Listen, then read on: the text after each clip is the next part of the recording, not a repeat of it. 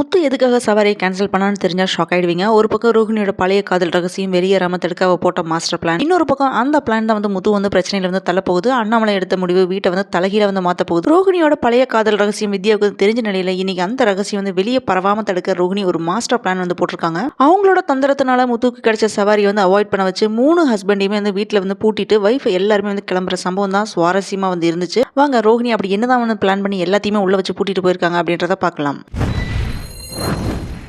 அண்ணாமலை முத்து பார்த்து சிரிச்சிட்டு இருக்காரு. ஆனால் அந்த சிரிப்புக்கு பின்னாடி ஒளிஞ்சிருக்கிற அந்த பயம், ஏன்னா அந்த வீட்டில் இருக்கிற எல்லா லேடிஸுமே கிளம்ப போகிறாங்க. அதாவது ரோஹிணி, விஜயா, ஸ்ருதி இந்த 3 பேருமே சேர்ந்து தான் போக போகிறாங்க. இதுக்கு காரணமே ரோஹிணி தான். அவள் மனசுக்குள்ள போட்டிருந்த ஒரு பெரிய பிளான் தான் இது. ரோஹிணியோட பழைய ஹஸ்பண்டோட ஃபேமிலி தான் முத்துக்கு கிடைச்ச சவாரின்றதை தெரிஞ்ச வித்யா குழப்பத்தில் இருக்கிறா. வித்யாட்ட ரோஹிணி என்ன சொல்றான்னா, நீ முருகன் கிட்ட சொல்லி ஏதாவது ஒன்று பண்ணு, அப்படி இல்லைன்னா முத்துக்கு அந்த சவாரி கொடுக்க விடாம பண்ணு அப்படின்னு ரோஹிணி சொல்றா. அதுக்கு வித்யா என்ன சொல்றான்னா, அப்படியெல்லாம் சொன்னா முருகன் ஒத்துக்க மாட்டாரு, கோவப்படுவாரு, அதனால நான் சொல்ல மாட்டேன் அப்படின்னு சொல்லிடுறா. உடனே ரோஹிணி கொஞ்ச நேரம் ஆழமா யோசிக்கிறா. என்னன்னா விதியோட ஃபேஸ பார்த்தாலே நல்லாவே தெரியுது, அவளுக்கு என்ன பத்தி எல்லாமே தெரிஞ்சு போச்சு. அந்த ரகசியம் இப்ப வெளியே போச்சுன்னா நம்ம வாழ்க்கை போயிடும் அப்படின்னு யோசிச்சுட்டு என்ன சொல்றானா, நானே முடிவெடுக்கிறேன் அப்படின்னு சொல்லிட்டு ரோஹிணி திங்க் பண்ணிட்டு இருக்கா. அந்த பயத்தோட ஒரு மாஸ்டர் பிளான் ஒன்று போடுறான். ரோஹிணி போட்டிருக்கிற பிளான் தான் இது. என்கிட்ட பாண்டிச்சேரி போறதுக்கு ஒரு கூப்பன் இருக்கு, அவளுக்கு தெரியும். ஸோ முத்து ஒரே நேரத்தில் அப்பாவுக்கு அன்பா இருப்பான். அண்ணாமலை வீட்டில் தனியா இருந்தா முத்து அவர் விட்டுட்டு போக மாட்டான் அப்படின்றது ரோஹிணிக்கு நல்லாவே தெரியும். அதுதான் அவளோட கிளாசிக் ஐடியாவே.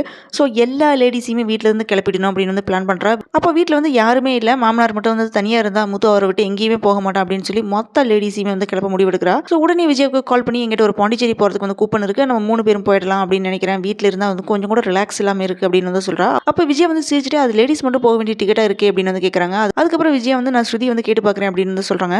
அதை கேட்ட உடனே ரோஹிணி உள்ளுக்குள்ள ஒரு பெருமூச்சு விட்டுட்டு சந்தோஷப்படுறா. ரோஹிணியோட பிளான் கிளிக் ஆயிடுச்சு. அப்போ ரோஹிணியோட சாமர்த்தியத்தை பார்த்து நீ தான் ரொம்ப புத்திசாலி, இது மாதிரி ஷார்ட் டைம்ல இப்படி ஒரு பிளான் உன்னால மட்டும் தான் போட முடியும் அப்படின்னு மகேஸ்வரி அப்ரிஷியேட் பண்றா. ஆனா வித்யா மட்டும் இதெல்லாம் எவ்வளவு நாளைக்கு அப்படின்னு தெரியல அப்படின்னு புலம்பிட்டு இருக்கா. ரோஹிணி சும்மா பேக்ல எல்லா துணி எல்லாமே பேக் பண்றா. அப்போ பின்னாடி மனோஜ் நின்றுட்டு சோகமா என்ன சொல்றானா, போய் தான் ஆகணுமா ரோஹிணி, இப்பதான் நம்ம லைஃப் ஸ்டார்ட் பண்ணணும், அதுக்குள்ள 2 நாளுக்கு எதுக்கு போகணும் அப்படின்னு கேட்கறான். ஸோ நான் உன்னை ரொம்ப மிஸ் பண்ணுவேன் ரோஹிணி, 2 நாளைக்கு தாங்குற மாதிரி ஏதாவது கொடுத்துட்டு போ. இந்த மாதிரி மனோஜ் சொன்ன உடனே 2 பேருமே ரொமான்ஸ் பண்ணிட்டு இருக்காங்க. அந்த தருணத்துல ரொமான்ஸ் கலந்த சோகமா மாறிடுச்சு. ஒரு சில நிமிஷம் 2 பேருமே மௌனமா ஒருத்தருக்கு ஒருத்தர் பார்த்துட்டே இருக்காங்க. அந்த நொடியில ரோஹிணியோட கண்ணில் தெரிஞ்சது என்னன்னா, இவளோட ரகசியத்துக்கு எதிராக இருக்கிற பயம் தான் அன்போடு கலந்த ஆழ்ந்த குழப்பமா இருக்குது ரோஹிணிக்கு. இன்னொரு பக்கம் ஸ்ருதி பேக் பண்ணிட்டு இருக்கா. நீ போய் தான் ஆகணுமா, நீ போயிட்டு நான் என்ன பண்ணுவேன் அப்படின்றவங்க கேட்கறான். உனக்கும் எங்க அம்மாவுக்கு செட் ஆகாது அப்படின்னு சொல்றான். அதுக்கு ஸ்ருதி என்ன சொல்றான்னா, அவங்க எங்கிட்ட எதுவுமே பண்ண மாட்டாங்க, அவங்களுக்கு வசதியே இருக்கிறவங்களோட தான் எதுவுமே பேச மாட்டாங்க, உங்க அம்மா பேக்ரவுண்ட் வச்சு தான் பழகுவாங்க, இதே மீனாவா இருந்தா ஏதோ சொல்லிக்கிட்டே இருப்பாங்க, ரோஹிணியை இவ்வளவு நாளா திட்டிட்டு தான் இருந்தாங்க, ஆனா அவங்க ஒரு வருமானத்தை கொடுத்த உடனே அவங்க ஃபர்ஸ்ட் நைட் ஏற்பாடு பண்ணிட்டாங்க அப்படின்னு சொல்றா. அப்ப ரவி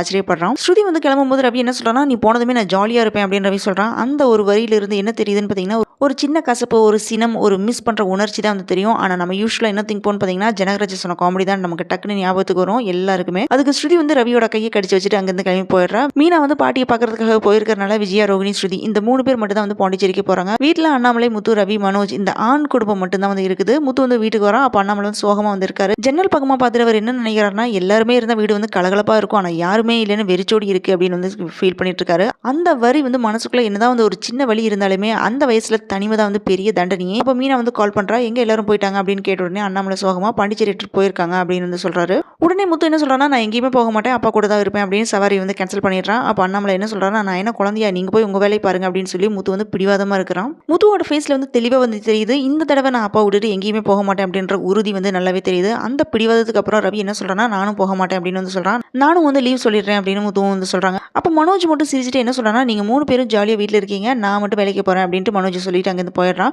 அடுத்த 2 நாளுமே வீட்டுல எந்த லேடிஸுமே இல்லாம இந்த 3 பேர் மட்டும் தனிமையில அண்ணாமலையும் என்ன செய்ய போறாங்க அப்படின்றத பாக்குறதுக்கு ரொம்ப ரொம்ப ஈகரா தான் இருக்கு. இப்ப வீட்டுல பெண்கள் இல்லாதனால 2 நாள் இந்த 3 ஜென்ஸுமே அண்ணாமலையும் சேர்த்து என்ன மாதிரி உணர்வுகளை எதிர்கொள்ள போறாங்க, அந்த 2 நாள்ல ரோஹிணியோட பிளான் சரியா போகுமா, முத்துவோட மனசு இன்னும் ரோஹிணி பக்கம் போகுமா இல்லையா, கதையில இனிமே வரப்போற திருப்பம் தான் சீரியலோட அடுத்த லெவலுக்கு கொண்டு போக போகுது. பெண்கள் இல்லாத வீடுனாலே அமைதியா இருக்கிற மாதிரி தான் இருந்தாலுமே அந்த அமைதிக்குள்ள வெடிக்க காத்திருக்கிற பல உண்மைகள், பல உணர்ச்சிகள் நிறைய இருக்கு. முத்து வீட்லயே இருந்தனால ரோஹிணியோட பிளான் திருப்பமா மாறுது. அண்ணாமலை எடுத்த முடிவு குடும்பத்தையே திகைக்க வைக்க போகுது. புதிய திருப்பத்துக்கு தயாரா இருக்கீங்களா? ரோஹிணி நினைச்ச ரகசியத்தை காப்பாத்துறதுக்கான உண்டான பிளான் தான் அது. ஆனா அந்த பிளான்னாலே இப்ப முத்துவும் அண்ணாமலையும் பெரிய குழப்பத்தில் தள்ளிட்டாங்க. அடுத்த எபிசோட்ல இந்த 2 நாள் எப்படி குடும்பத்தையே மாத்த போகுது, அதான் சஸ்பென்ஸே. ரோஹிணியோட பிளான் வெற்றி பெறுமா இல்ல வீடே தலையில மாற போகுமா அப்படின்றத கதை இன்னும் கிளைமேக்ஸ்க்கு வரப்போகுது. ஸோ இந்த எபிசோட் ரீகேப் உங்களுக்கு பிடிச்சதுனா லைக் பண்ணுங்க, ஷேர் பண்ணுங்க, உங்க கருத்துக்களை கமெண்ட் பண்ணுங்க. அடுத்த திருப்பத்தை நீங்க மிஸ் பண்ணாம இருக்கிறதுக்காக வேண்டி சப்ஸ்கிரைப் பண்ணுங்க. சிறடி காசியில உணர்ச்சியும் ரகசியம் கலந்த ஒரு புயல் ஒன்று வரப்போகுது. அந்த புயல் என்னவா இருக்கும் அப்படின்னு தெரிஞ்சுக்க நம்ம எல்லாருமே வெயிட் பண்ணி பார்க்கலாம்.